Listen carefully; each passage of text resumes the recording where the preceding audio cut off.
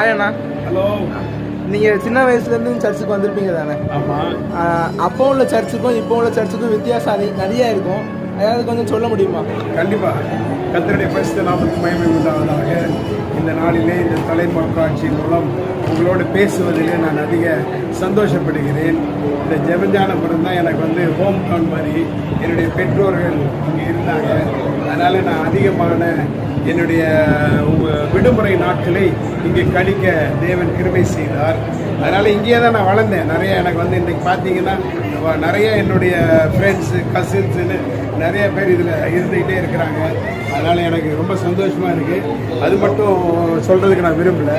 இந்த கோயில் 1945ஆம் ஆண்டு அந்த நாட்களில் உள்ளவங்க இந்த தெருவில் ஒரு சபை திருச்சபை வேணுன்ற ஒரு பெரிய நோக்கத்தோடு கட்டியிருக்கிறாங்க. இதன் வாயிலாக அநேகர் இந்த திருச்சபையின் மூலமாக அநேகர் ஆசீர்வதிக்கப்பட்டிருப்பதை நான் பார்க்கின்றேன். ஒரே ஒரு காரியத்தை மட்டும் நான் சொல்லணும்னா, என்னுடைய பெற்றோர்கள் இங்கேயே இருந்ததுனால, இங்கேயே வளர்ந்ததுனால அவங்களும் அதிகமான ஆசீர்வாதத்தை பெற்றதின் வாயிலாக இந்த நாட்களிலே நாங்களும் ஆசீர்வாதத்தை பெற்று சென்னையிலே நாங்கள் ஒரு தொழில்களை செய்து கொண்டு வருகிறோம். அது மட்டுமல்ல, இந்த திருச்சபை அந்த நாட்களில் பார்க்கச்சே நாங்கள் விடுமுறை நாட்களுக்கு இங்கே வரும் பொழுது அதிகமாக எங்களுடைய நேரத்தை இந்த திருச்சபையிலே நாங்கள் செலவழிக்கிற நாட்களாக இருந்தது. அப்போ நீங்கள் பார்த்தீங்கன்னா ஒரு பெரிய குத்து விளக்கு வச்சுருப்பாங்க. அந்த குத்து விளக்கு அதில் நாங்கள் எண்ணெயை தொட்டு அதில் அந்த சிலுவையை எங்களுடைய போட்டுக்கிட்டு அந்த எண்ணெய் மூலம் அதிக ஆசீர்வாதத்தை நாங்கள் பெற்று வந்திருக்கிறோம் என்பதை நான் உணர்கிறேன். அது மட்டுமல்லாமல் இந்த திருச்சபையில் இன்னைக்கு பார்த்தீங்கன்னா ஒரு பிரம்மாண்டமான ஒரு திருச்சபையாக காணப்படும் பொழுது உள்ளத்திலே அதிக சந்தோஷம் அடைகிறேன். நீங்கள் பார்த்தீங்கன்னா அந்த ஆல்டரை நீங்கள் பார்த்தீங்கன்னா எவ்வளோ அழகாக பண்ணியிருக்காங்கன்னு பாருங்கள். இந்த மாதிரி ஆல்டர்லாம் இன்றைக்கி அமையணும்னா இதனுடைய அவங்களுடைய தனிப்பட்ட ஜெபத்தின் வாயிலாக அமையப்பட்டது என்பதை நான் சொல்லிக் கொள்கிறேன்.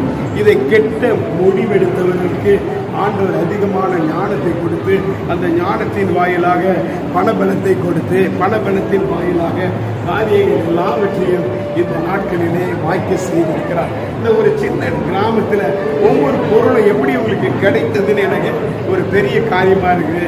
பார்த்தீங்கன்னா அந்த கிரில் எடுத்தீங்கன்னா அதில் திராட்சை தோட்டத்தை ஒரு நல்ல ஒரு அழகான ஒரு வடிவமைப்பை அவர்கள் செய்திருக்கிறதை நாம் பார்க்கின்றோம். ஒவ்வொரு கதவுகளிலும் பாருங்க, அந்த பைபிளை பற்றி உள்ள டிஸ்கிரிப்ஷன்ஸில் உள்ளது எல்லாமே வருவதை நாம் பார்க்கலாம்.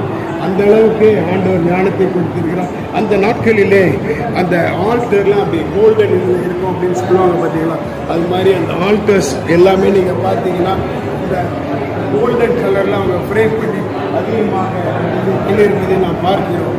அதனால் வரும் நாட்களிலே என்னுடைய தாயார் 10 ஆண்டுகளுக்கு முன் இந்த திருச்சபைக்கு அந்த 75th கோல்டன் ஜூப்ளி செலிப்ரேஷனுக்கு கூட வந்திருந்தாங்க. இந்த வருஷம் நான் எப்படி கூட்டிகிட்டு வந்துடணும்னு நினச்சேன். அவங்களுடைய இப்போ வயது 87 ஆகிறபடினால் அவர்களை நான் அதிகமாக அழைக்க வேண்டாம் என்ற சூழ்நிலையிலே நான் மட்டும் தனியாக இங்கே வந்திருக்கின்றேன். கர்த்தர் இந்த ஜனத்தையும் இந்த ஊர் மக்களையும் அதிகமாக ஆசீர்வதிப்பார் என்பதை நான் இந்த நேரத்திலே சொல்லிக் கொள்கிறேன். இந்த வாய்ப்பை கொடுத்த இந்த திருச்சபையின் திருமண்டலங்களில் நன்றியை சொல்லி விடைபெறுகிறேன். நன்றி.